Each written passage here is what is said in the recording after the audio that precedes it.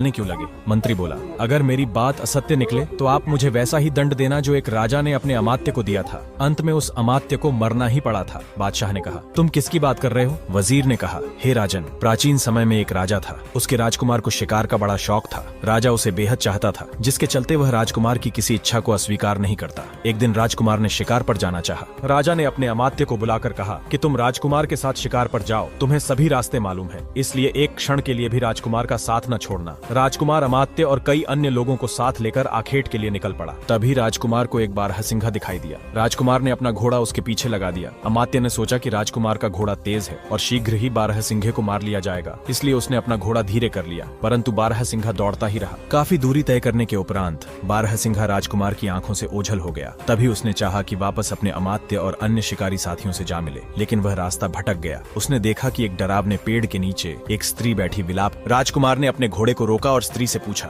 कि तुम क्यों रो रही हो? स्त्री ने बताया कि मैं तक्षशिला देश की राजकुमारी हूँ। मैं किसी विशेष प्रयोजन से अपने घोड़े पर सवार होकर जंगल से जा रही थी कि तभी मुझे नींद आ गई और मैं घोड़े से गिर पड़ी और मेरा घोड़ा भी जंगल में कहीं भाग गया। राजकुमार को उस पर दया आ गई। वह उसे अपने साथ लेकर स्त्री की राजधानी की तरफ निकल पड़ा कि तभी एक डरावने वृक्ष के पास पहुंचकर स्त्री ने पुकार कर कहा, बच्चों प्रसन्न हो जाओ, मैं तुम्हारे लिए भोजन लाई हूँ। जवाब में आवाज आई, अम्मा कहाँ है भोजन? हमें जल्दी से दे, हम बहुत भूखे हैं। इतना सुनते ही राजकुमार घबरा गया। वह समझ गया कि यह स्त्री नरभक्षी वनवासियों की जाति की है और मुझे मार खाने के लिए यहाँ धोखे से लाई है। तभी राजकुमार तुरंत घोड़े पर बैठा और भागने ही वाला था कि स्त्री ने देखा शिकार हाथ से जा रहा है। स्त्री पलटकर कहने लगी, तुम परेशान क्यों हो? ये तो तुम्हारे साथ मजाक हो रहा था। तुम्हें सफर की थकान है, आओ थोड़ी देर आराम कर लो। राजकुमार को समझ न आया कि वह स्त्री पर विश्वास करे या न करे। उसने अपने दोनों हाथ उठाकर कहा, हे भगवान, यदि तू सर्वशक्तिमान है तो मुझे इस विपत्ति से बचा और मुझे मेरा मार्ग दिखा। उसके इतना कहते ही नरभक्षी स्त्री जंगल में गायब हो गई और कुछ ही देर में राजकुमार को अपना मार्ग भी मिल गया। वह अपने महल जा पहुंचा और उसने अपने पिता को संपूर्ण वृत्तांत कह सुनाया। राजा इस बात से इतना क्रोधित हुआ कि उसने अमात्य का वध करवा डाला। मंत्री बादशाह को यह किस्सा सुनाकर बोला, मैंने विश्वस्त सूत्रों से मालूम किया है कि वैद्य आपके किसी दुश्मन का जासूस है और उसने इसे यहाँ पर इसलिए भेजा है कि आपको धीरे धीरे मार दे। मंत्री ने बादशाह को इतना बहकाया कि वह वैद्य पर संदेह करने लगा। बादशाह ने कहा, शायद तुम ठीक ही कहते हो सकता है कि यह मेरी हत्या के उद्देश्य से आया हो और किसी समय मुझे कोई ऐसी औषधि दे जिससे मेरी जान जाती रहे। मुझे वास्तव में अपने लिए खतरा मालूम होता है। मंत्री ने सोचा